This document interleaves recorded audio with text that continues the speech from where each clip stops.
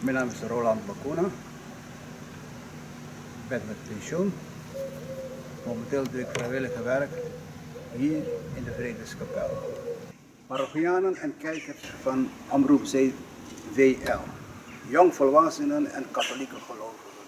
In Terneuzen aan de Korte Kerkstraat is om Maria Vredeskapel een expositie over de rooms-katholieke enclave in dit gebied.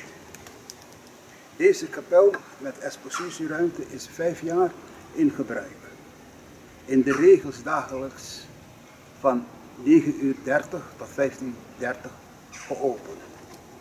Het heilige familiebeeld, Maria, koningin van vrede, is hier in de Mariakapel.